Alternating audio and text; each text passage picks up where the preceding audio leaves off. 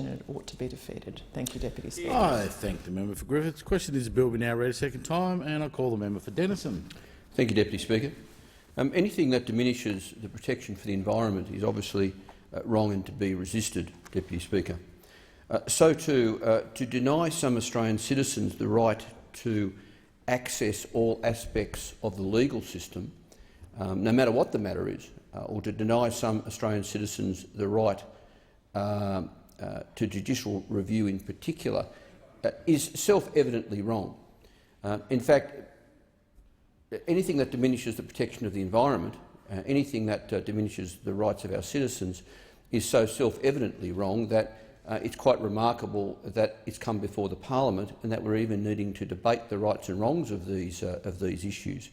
It is also wrong for us to look at these issues in isolation, because, Deputy Speaker, I suggest we need to take a step back at this point and have a look at the direction our country is going in a whole range of ways, and in particular the direction we're going about the rights of our citizens and the way in which the rights of our citizens and our groups, be it environmental groups or any other groups, are slowly being diminished in an incremental way.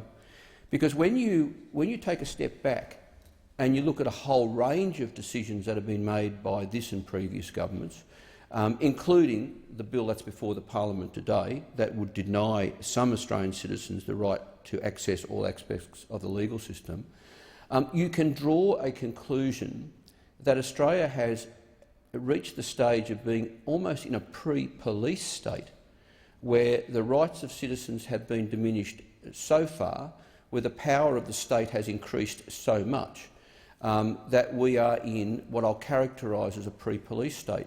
Now, Deputy Speaker, when I turned my mind to this issue today and to preparing this speech, it took me very little time to quickly come up with some 10 characteristics of a pre-police state which exist in Australia right now.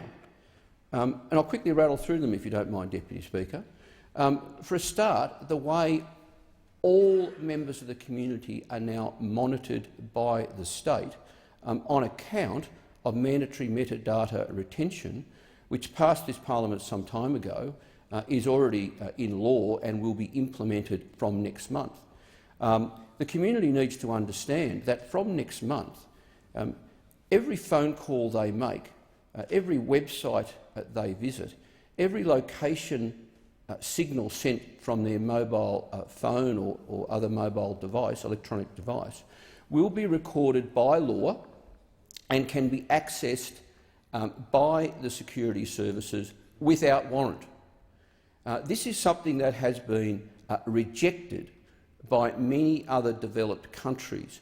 The scale of the mandatory metadata retention which is being implemented in this country from next month is almost unprecedented around the world in any developed country or democracy.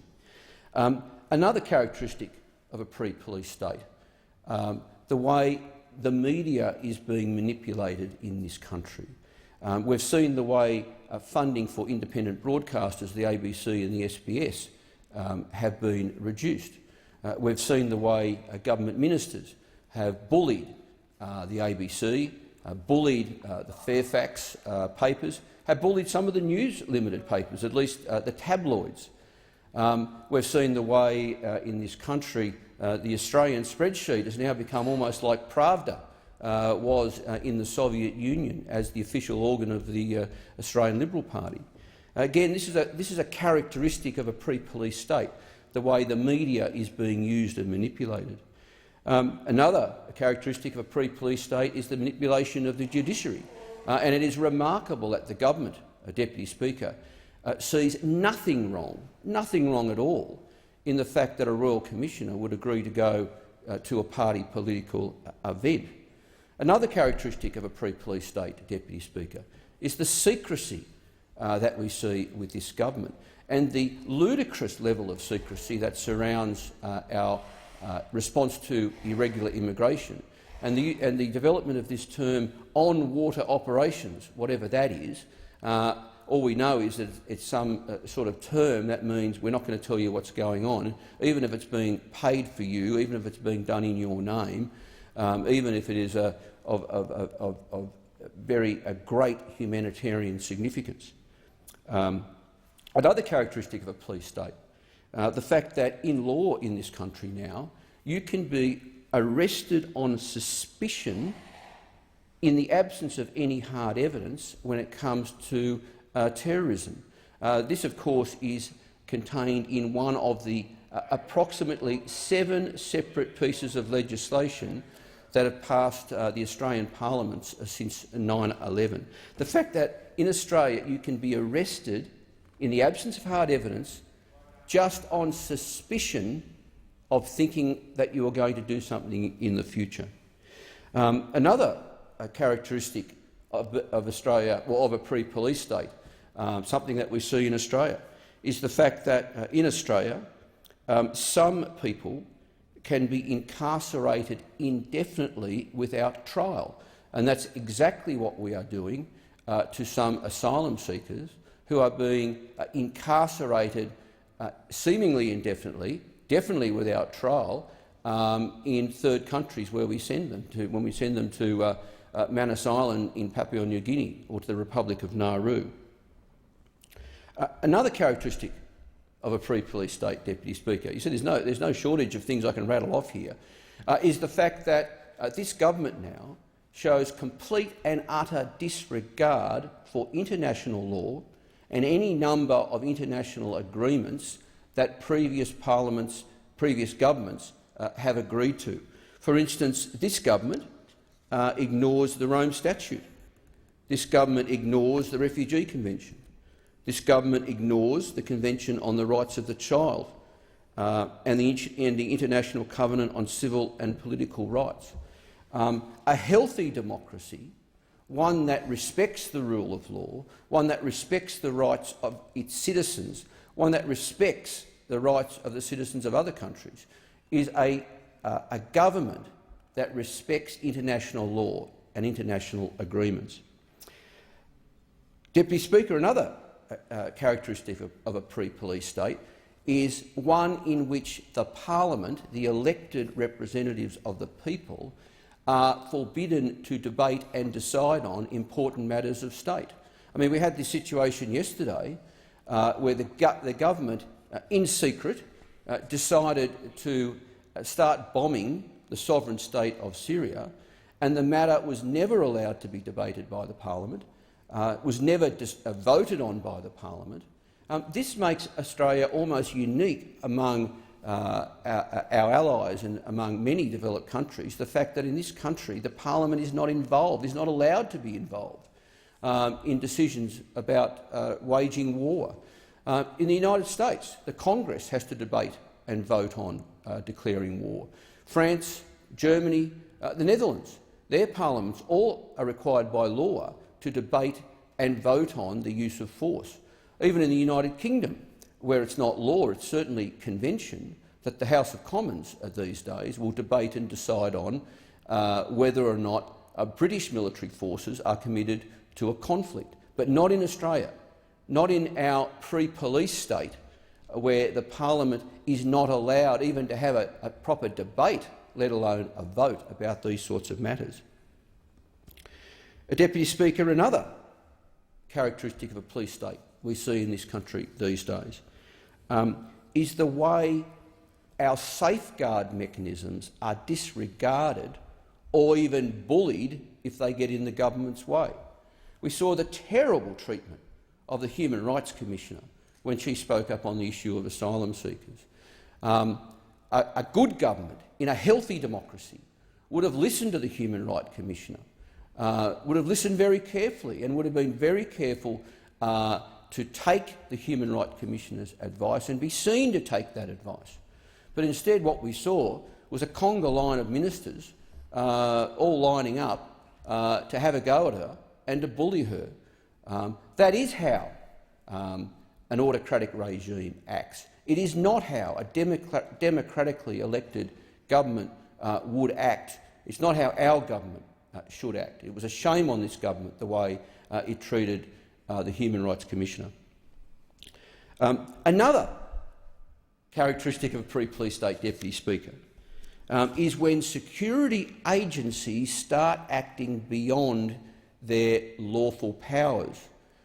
And although it was eventually halted in the face of overwhelming public concern and protest, the fact that the Australian Border Force thought it was okay to conduct an operation on the streets of Melbourne a couple of weeks ago now, where it would have acted unlawfully by stopping people on the street to check their papers, so to speak, something that is not allowed in the Act, beyond their legal power. But was there any condemnation from this government over this? Was anyone sacked? Was anyone held to account? No. All we heard from the relevant minister in interview after interview were attempts to try and downplay the matter and to say that, oh, look, it wasn't that big a deal and it was just a badly worded press release. Well, no, it wasn't a badly worded press release. It was worded exactly the way the Australian Border Force had it intended for it to be worded. A press release that went to the minister's office beforehand. We're not sure exactly how many times. It seems to have been at least twice, perhaps 3 times, perhaps more. Now, Deputy Speaker, that's a long and a pretty painful list to go through. But if I could come up with 10 characteristics of a police state and jot them down in a matter of minutes this morning, and I'm sure I could add to that with any number of other ways in which our democracy is diminished right now. What does it say about our country? And it puts this bill in quite a different light. If we were a healthy democracy without that list of 10 characteristics of a police state, if this bill just came in fresh and there was nothing else going on around us, maybe we would respond to it differently. I don't think we would actually. I don't think we would actually, Deputy Speaker, because I think it's well, I know it's obviously it's self-evident we shouldn't diminish the protections for the environment. It's self-evident that we shouldn't deny some members of the community or some groups within the community the right to access all aspects of our legal system, including judicial review. So it's a serious matter in its own right, this bill that's before the parliament. But when you put it in the context of all of the other things that have gone on in recent years in this country, you start to understand that this country not only is going in the wrong direction, but we've gone a long way in the wrong direction. And when you look back at history, and when you look at the lessons of history, and you look at once great countries that deteriorated over time, or their democracy deteriorated over time, and some even ultimately became police states, you see that often it happened incrementally. Often it didn't happen with one seismic event where a dictator came to power. Sometimes these autocratic regimes were democratically elected, and over time, bit by bit, the country deteriorated, its democracy deteriorated, its democracy was diminished bit by bit. And then one day the community woke up and asked, how on earth did we get here? How on earth did we allow ourselves to now be living in a country that is so bad, that is so far removed from the wonderful democracy it once was? How on earth did we allow a democratically elected government to, bit by bit, incrementally, one bill at a time, take us so far away from the healthy, wonderful democracy we once had?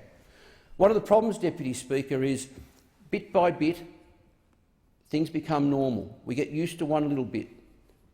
Then there's another little bit, another bill.